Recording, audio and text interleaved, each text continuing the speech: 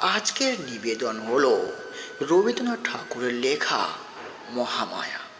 চলো দেরি না করে শুরু করা যাক আজকের নিবেদন।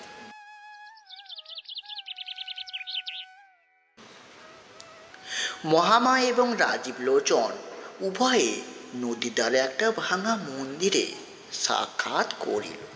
মহামায়া কোনো কথা না বলিয়া তার স্বাভাবিক গম্ভীর দৃষ্টি ঈষৎ ভৎসনার ভাবে রাজীবের প্রতি নিক্ষেপ করিল। তাহার মর্ময়ে, তুমি কি সাহসে আজ অসময়ে আমাকে এখানে আহ্বান করিয়া আনিয়াছ? আমি এ পর্যন্ত তোমার সকল কথা শুনিয়া আসিতেছি বলিয়া তোমার এত দূর স্পর্ধা বাড়িয়া উঠিয়াছে যে তুমি এখানে আমাকে ডাকিয়াছ। রাজীব একে মহামায়াকে বরাবর ঈষৎ ভয় করিয়া চলে। তাহাতে এই দৃষ্টিপাত তাহাকে ভারী বিচলিত করিয়া দিল। দুটি কথা গুছিয়া বলিবে মনে করিয়াছিল, সে আশায় তৎক্ষণাৎ জলাঞ্জলি দিতে হইল। অথচ অবিলম্বে এই মিলনের একটা কোনো কিছু কারণ না দেখাইলেও ঠিক চলে না। তাই দ্রুত বলিয়া ফেলিল, আমি একটা প্রস্তাব করিতেছি। এখান হইতে পালিয়া গিয়া আমরা দুজনে একটা বিবাহ করি। রাজীবের যে কথাটা বলিবার উদ্দেশ্য ছিল সে কথাটা ঠিক বলা হইল বটে, কিন্তু যে ভূমিকাটি মনে মনে স্থির করিয়া আসিয়াছিল তাহার কিছু হইল না। অত্যন্ত একটা নীরস কথা হইল, এমনকি অদ্ভুত শুনিতেও হইল। নিজে কথাটা বলিয়া নিজে যেন থতমত খাইয়া গেল। আরও দু পাঁচটা কথা জুড়িয়া ওটাকে যে বেশ একটু নরম করিয়া আনিবে তাহার আর সামর্থ্য রইল না। ভাঙা মন্দিরে নদীর ধারে এই মধ্যাহ্নকালে মহামায়াকে ডাকিয়া আনিয়া নির্বোধ লোকটা শুদ্ধ কেবল বলিল, চলো আমরা বিবাহ করি। মহামায়া কুলিনী ঘরের কুমারী, বয়স ওই 24 বৎসর। যেমন পরিপূর্ণ বয়স তেমনি পরিপূর্ণ সৌন্দর্য, যেন শরৎকালের রৌদ্রের মতো কাঁচা সোনার প্রতিমা, সেই রৌদ্রের মতোই দীপ্ত এবং নরম, এবং তাহার দৃষ্টি দিবালোকের ন্যায় উন্মুক্ত এবং নির্ভীক। তাহার বাপ নাই, বড় একটা ভাই আছেন, ভবানীচরণ চট্টোপাধ্যায়। ভাই বোন প্রায় এক প্রকৃতির লোক।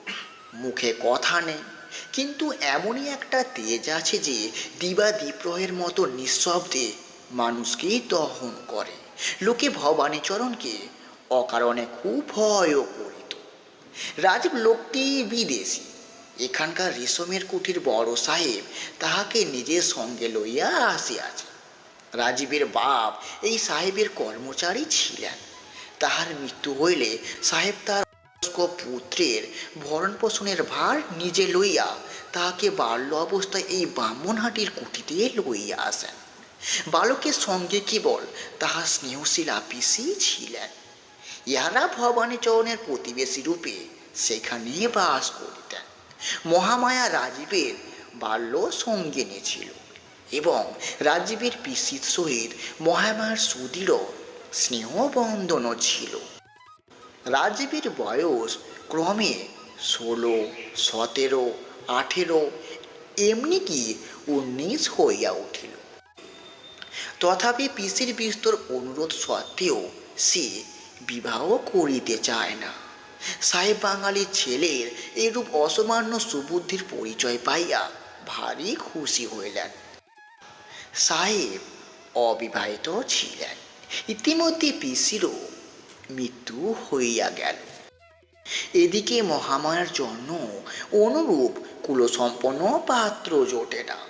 তাহার কুমারী বয়স ক্রমে বাড়িতে লাগিল। পাঠকদিগকে বলা বাহুল্য যে পরিয়ন বন্ধন যে দেবতার কার্য, তিনি যদিও এই নাগরী যুগলের প্রতি এ যাবৎ বিশেষ অমনোযোগ প্রদর্শন করিয়া আসিতেছেন।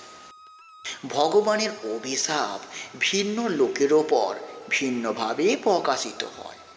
রাজীব তাহার পরচনায় 2-4টে মনের কথা বলিবার অবসর খুঁজিয়া বেড়ায়। মহামায়া তাহাকে সে অবসরও দেয় না। তাহার নিস্তব্ধ গম্ভীর দৃষ্টি রাজীবের ব্যাকুল হৃদয়ে একটা ভীতির সঞ্চার করিয়া তোলে। আর শতবার মিথ্যার দিব্যি দিয়া রাজীব মহামায়াকে এই ভাঙা মন্দিরে আনিতে কৃতকার্য হইয়াছে। তাই মনে করিয়াছিল যত কিছু বলিবার আছে আর সব বলিয়া ছুটি লইবে। তাহার পর হয় অমরণ সুখ, নয় আজীবন মৃত্যু।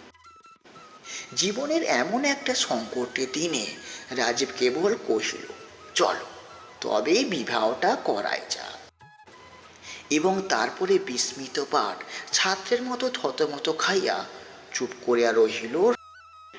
মধ্যাহ্নকালের অনেকগুলি অনির্দিষ্ট কলধ্বনি সেখানে আছে।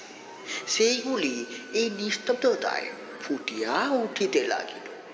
বাতাসে মন্দিরের অর্ধসংলগ্ন ভাঙা কবাট একবার অত্যন্ত আর্ত সহকারে ধীরে ধীরে খুলিতে এবং বন্ধ হইতে লাগিল। মন্দিরের গবাক্ষে বসিয়া পায়রা বকম বকম করিয়া ডাকে। বাইরে শিমুল গাছের শাখায় বসিয়া কাঠঠোকরা এক ঘায়ে ঠক ঠক শব্দ করে। শুষ্ক পত্ররাশির মধ্যে দিয়া গিরগিটির সরসর শব্দ ছুটিয়া যায়। হঠাৎ একটা উষ্ণ বাতাস মাঠের দিক হইতে আসিয়া সমস্ত গাছের পাতার মধ্যে ঝরঝর করিয়া ওঠে এবং হঠাৎ নদীর জল জাগিয়া উঠিয়া ভাঙা ঘাটের সোপানের ওপর ছলাৎ ছলাৎ করিয়া আঘাত করিতে থাকে। এই সমস্ত আকস্মিক অলস শব্দের মধ্যে বহুদূর তরুতল হইতে একটা রাখালের বাঁশিতে মেঘসুর বাজিতেছে। রাজীব মহামায়ার মুখের দিকে চাহিতে সাহসী না হইয়া মন্দিরের ভিত্তির ওপর ঠেস দিয়া দাঁড়াইয়া এক প্রকার শান্ত স্বপ্নবিষ্টের মতো নদীর দিকে চাহিয়া আছে। কিছুক্ষণ পরে মুখ ফিরিয়া লইয়া রাজীব আর একবার ভিক্ষুকভাবে মহামায়ার মুখের দিকে চাহিল। মহামায়া মাথা নাড়িয়া কহিল, না, সে হইতে পারে না। মহামায়ার মাথা যেমনি নাড়িল, রাজীবের আশা অমনি ভূমিসাৎ হইয়া গেল। কারণ রাজীব সম্পূর্ণ জানিত মহামায়ার মাথা মহামায়ার নিজের নিয়ম অনুসারে নড়ে, আর কারো সাধ্য নাই তাহাকে আপন মতে বিচলিত করিয়া তোলে। প্রবল মহামায়ার বংশে কত কাল হইতে প্রবাহিত হইয়াছে। সে কি কখনো রাজীবের মতো অকুলের ব্রাহ্মণকে বিবাহ করিতে সম্মত আর হইতে পারে? ভালোবাসা এক এবং বিবাহ করা আর এক। যা হোক, মহামায়া বুঝিতে পারিল তাহার নিজের বিবেচনহীন ব্যবহারে রাজীবের এত দূর স্পর্ধা বাড়িয়াছে। তৎক্ষণাৎ সে মন্দির ছাড়িয়া চলিয়া যাইতে উদ্ধত হইল। রাজীব অবস্থা বুঝিয়া তাড়াতাড়ি কহিল, আমি কালই এ দেশ হইতে চলিয়া যাইতেছি। মহামায়া প্রথমে মনে করিয়াছিল যে ভাবটা দেখাইবে সে খবরেই আমার কি আবশ্যক, কিন্তু পারিল না। পা তুলিতে গিয়াও পা উঠিল না। শান্তভাবে জিজ্ঞাসা করিল, কেন? রাজীব কহিল, আমার সাহেব এখান হইতে সোনাপুরে কুটিতে বদলি হইতেছে, আমাকে সঙ্গে লইয়া যাইতেছে। মহামায়া আবার অনেকক্ষণ চুপ করিয়া রইল। ভাবিয়া দেখিল দুইজনের জীবনের গতি দুই দিকে। একটা মানুষকে চিরদিন নজরবন্দি করিয়া রাখা যায় না। তাই চাপা ঠোঁট ঈষৎ খুলিয়া কহিল, আচ্ছা। সেটা কতটা গভীর দীর্ঘ নিঃশ্বাসের মতো শোনাইল। কেবল এই কথাটুকু বলিয়া মহামায়া পুনশ্চ গমন হইতেছে। এমন সময় রাজীব চমকে উঠিয়া কহিল, চাটুজ্যে মশাই। মহামায়া দেখিল ভবানীচরণ মন্দিরের অভিমুখে আসিতেছে। বুঝিল তাদের সন্ধান পাইয়াছে। রাজীব মহামায়ার বিপদের সম্ভাবনা দেখিয়া মন্দিরের ভগ্নাবৃত্তি দিয়া লাফাইয়ার চেষ্টা করিল। মহামায়া সবলে তার হাত ধরিয়া আটক করিয়া রাখিল। ভবানীচরণ মন্দিরের ভেতরে প্রবেশ করিল। কেবল একবার নীরবে নিস্তব্ধভাবে উভয়ের প্রতি দৃষ্টিপাত করিল। মহামায়া রাজীবের দিকে চাহিয়া অবসরিতভাবে কহিল, রাজীব, তোমার ঘরেই আমি যাইব, তুমি আমার জন্য অপেক্ষা করিও। ভবানীচরণ নিঃশব্দে মন্দির হইতে বাহির হইয়া গেলেন। মহামায়াও নিঃশব্দে তাহার অনুগমন করিল। আর রাজীব হতবুদ্ধি হইয়া সেখানে দাঁড়িয়া রইল, যেন তার ফাঁসির হুকুম হইয়াছে। সেই রাত্রেই ভবানীচরণ একখানা লাল চুলি আনিয়া মহামায়াকে বলিলেন, এইটে পড়িয়া আসিস। মহামায়া পড়িয়া আসিল। তারপর বলিলেন, আমার সঙ্গে চলো। ভবানীচরণের আদেশ এমনকি সংকেতও কেউ কখনো অমান্য করে নাই, মহামায়াও কখনো না। সেই রাত্রে উভয়ে নদী তীরে শ্মশানের অভিমুখে চলিলেন। শ্মশান বাড়ি হইতে অধিক দূরে নয়। সেখানে গঙ্গাযাত্রীর ঘরে একটি বৃদ্ধ বামন মৃত্যুর জন্য প্রতীক্ষা করিতেছিল। তাহারই শয্যা পার্শ্বে উভয় গিয়া দাঁড়াইলেন। ঘরের এক কোণে পুরোহিত ব্রাহ্মণ উপস্থিত ছিল। ভবানীচরণ তাহাকে ইঙ্গিত করিলেন। সে অবিলম্বে শুভ অনুষ্ঠানের আয়োজন করিয়া লইয়া প্রস্তুত হইয়া দাঁড়াইল। মহামায়া বুঝিল এই বৃদ্ধের সহিত তার বিবাহ। সে আপত্তির লেশমাত্র প্রকাশ করিল না। দুইটি অদ্রবর্তী চিতার আলোক অন্ধকার প্রায় গৃহে মৃত্যু যন্ত্রণার মতন মহামায়ার বিবাহ হইয়া গেল। এটা ছিল গল্পের প্রথম পাঠ।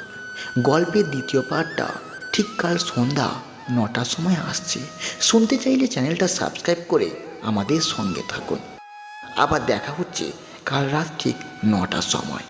ভালো থাকুন, সুস্থ থাকুন, নিজেদের খেয়াল রাখুন। রেণু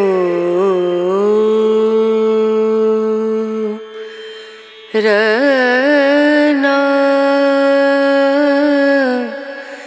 রনা